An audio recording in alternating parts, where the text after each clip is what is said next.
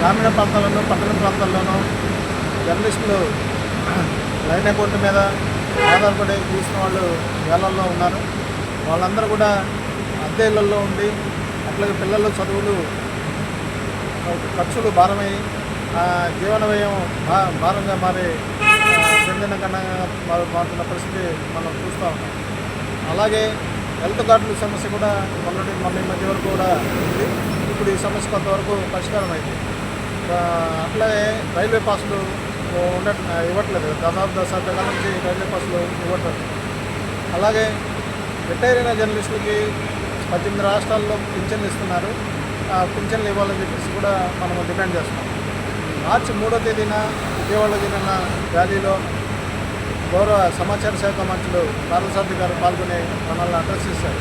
వాటిలో కొన్ని సమస్యలు పరిష్కారమైనవి. ప్రధానంగా ఇళ్ల స్థల సమస్యని పరిష్కరించాలని కోరుతున్నాము. ఏ అయితే జర్నలిస్టులు సమస్యలు ఎదుర్కొంటున్నారో ఆ సమస్యలను చర్చించడానికి Andhra Pradesh working journalist federation, Andhra Pradesh broadcast journalist association Krishna జిల్లా 4వ మహాసభలో గన్నవరంలో జరుగుతున్నాయి. ఈ మహాసభలో జర్నలిస్టుల సమస్యల మీద చర్చించి తీర్మానాలు చేసి ప్రభుత్వం దృష్టికి తీసుకెళ్ళడానికి నిర్ణయం అయింది. కాబట్టి ఈ నెల 28వ తేదీన కృష్ణా జిల్లా మహాసభలు గన్నవరంలో జరుగుతున్నాయి. జర్నలిస్టుల సోదరులందరూ కూడా ఈ మహాసభకు వచ్చి ప్రింట్ అండ్ ఎలక్ట్రానిక్ మీడియా జర్నలిస్టులు అందరూ కూడా ఈ కార్యక్రమంలో ఈ మహాసభలో పాల్గొని జయప్రదం చేయాల్సిందిగా కోరుతున్నాం. ఈరోజు జర్నలిస్టుల సంబంధించినంత వరకు Andhra Pradesh working journalist federation, Andhra Pradesh broadcast journalist association 4వ జిల్లా మహాసభను జయప్రదం చేయాలని కృష్ణా జిల్లాలోని గన్నవరం, విజయవాడ, పౌడాన, బందరు, అవనిగడ్డ, మామర్రు, కనమలూరు నియోజకవర్గాల్లో పర్యటన విజయవంతమైంది. ఎక్కడికక్కడ జర్నలిస్టులు ఆ బృందానికి రాష్ట్ర కేంద్రంలో ఉన్నటువంటి బృందానికి ఘన స్వాగతం పలుకుతూ ఆహ్వానం పలికారు. వారి సమస్యలు చెప్పుకున్నారు. ఈ సమస్యల మీద పరిష్కరించాలని కోరుతూ ఈ నెల 28వ తేదీన గన్నవరంలో జిల్లా 4వ మహాసభ నిర్వహించనున్నాం. దీనికి జర్నలిస్టులందరూ పెద్ద ఎత్తున హాజరై వారి సమస్యల పరిష్కారం కోసం చర్చించి భవిష్యత్ కార్యాచరణ రూపొందించనున్నారు. ఈ మహాసభకు జిల్లాలో ఉన్నటువంటి జర్నలిస్టులందరూ హాజరై జయప్రదం చేయాలని Andhra Pradesh working journalist federation, Andhra Pradesh broadcast journalist association తరఫున అందరినీ కోరుతున్నాం. మిత్రులారా, రాష్ట్ర వ్యాప్తంగా అన్ని జిల్లాల్లో ఆంధ్రప్రదేశ్ వర్కింగ్ జర్నలిస్ట్ ఫెడరేషన్ జిల్లా మహాసభలు జరుగుతూ ఉన్నాయి. అందులో భాగంగా కృష్ణా జిల్లా మహాసభ కూడా ఈ నెల 28వ తేదీ ఆదివారం ఉదయం గన్నవరంలో ఏర్పాటు చేస్తున్నాం. దాన్ని విజయవంతం చేయాలని కోరుతూ జిల్లాలోని అన్ని నియోజకవర్గాల్లో, మండల కేంద్రాల్లో మేము పర్యటన చేసి ప్రచారం అనేది విస్తృతంగా చేస్తూ ఉన్నాం. అన్ని చోట్ల కూడా పోస్టర్ ఆవిష్కరణలు కూడా చేస్తూ ఉన్నాం.